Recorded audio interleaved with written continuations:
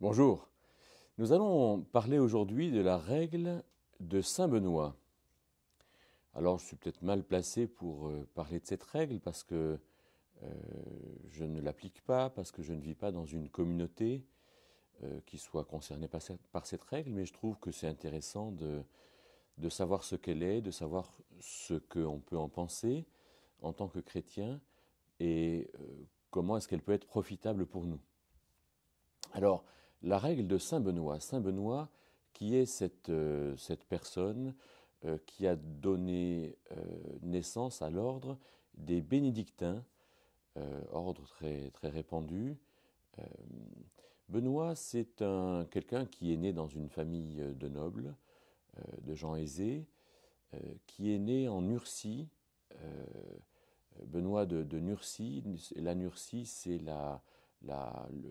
un lieu qui est à peu près au milieu de la botte italienne, qui est pas loin d'Assise, où était Saint François.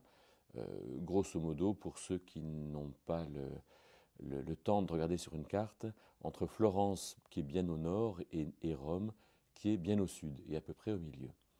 Il a vécu au milieu du VIe siècle, et on ne connaît de lui de biographie que celle que le premier pape célèbre, Grégoire le Grand, celui qui a eu un rayonnement politique considérable euh, vers l'an 600, euh, a écrit donc dans ses dialogues, et Benoît de Nursie est donc cet homme qui a euh, non seulement fondé son monastère à Nursie, peut-être que j'ai dit une bêtise en disant qu'il était né à Nursie, mais en tout cas son monastère est à Nursie, et c'est quelqu'un qui a, euh, à la suite de ses pérégrinations, a écrit sa règle, une règle qui venait après la règle du Maître, après la règle de Saint-Augustin, et une règle qui a eu une ampleur magistrale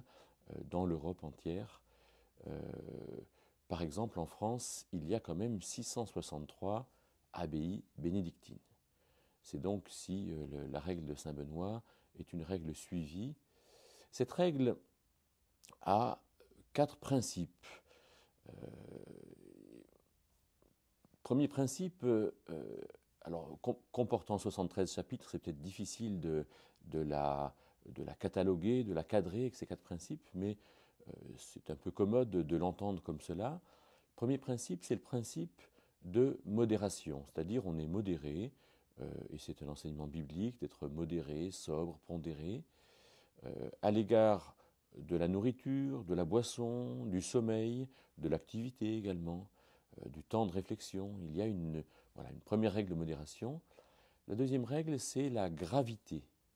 Et la gravité est marquée essentiellement par le silence, euh, là aussi en mesurant le temps de parole et en privilégiant des plages où on ne parle pas. La troisième règle, c'est celle de l'austérité, dans laquelle finalement on va s'éloigner de ces principes du monde, le monde, le système organisé, contre Dieu dont Satan est le chef, non pas la société, mais le monde.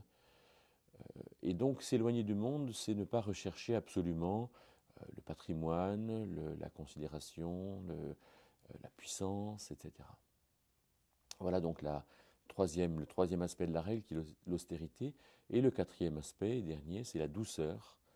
Et la douceur, on la retrouve dans la bonté, dans l'hospitalité, dans le temps passé à la lecture et puis au travail manuel.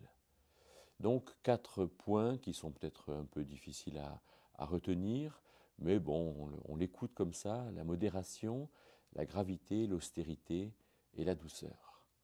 Et cette règle a globalement trois domaines d'application qui sont importants. Le premier, c'est la révélation de Dieu avec le catéchisme, ce que tu dois garder, kata echo, hein, c'est selon ce que tu as, le catéchisme. Et donc c'est cette appropriation de la parole de Dieu que l'on doit se faire de manière un peu simple, le catéchisme. Et Bien sûr, il y a la Bible, il y a aussi la vérité pratiquée, hein, tout ce qui est conséquent dans notre vie. Voilà ce qu'on pourrait appeler un premier champ d'application. De la règle, finalement, dans la règle, il y a un catéchisme qui est présent et qui est important. Un deuxième champ d'application, c'est la vie communautaire. Alors, comme le monachisme, qui a été introduit vers 300 avec saint Antoine du Désert au IVe siècle, euh, dans le monachisme, il y avait des ermites qui vivaient seuls, mais aussi des moines qui vivaient en congrégation. Et donc ces moines, il fallait bien qu'il y ait une organisation de la vie monachique. Moine vient de monos, qui veut dire seul, mais ils étaient en dehors de la société, mais ils pouvaient être ensemble. Il fallait donc que cette vie soit organisée.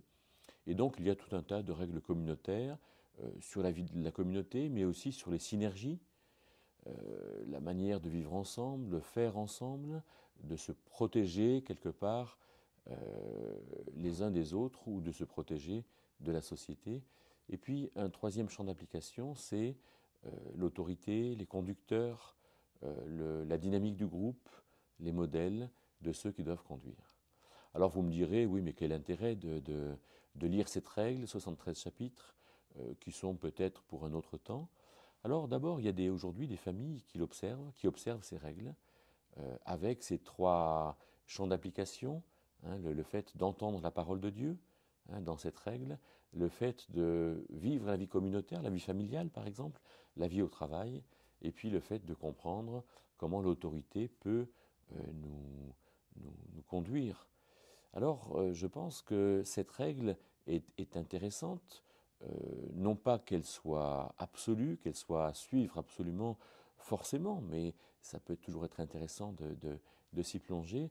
Bien sûr, pour moi, la parole de Dieu est première, hein, c'est plus intéressant de lire la Bible que de lire la règle, mais il y a des règles dans tous les domaines, dans l'Église, dans la famille, dans le travail, dans toute vie communautaire, et donc sachons peut-être avoir un projet de vie communautaire, hein, comme un projet d'Église, et sachons non pas faire des règles desquelles il faille absolument, dans lesquelles il faille rester, mais des règles qui nous permettent de comprendre vraiment le sens de ce que nous faisons.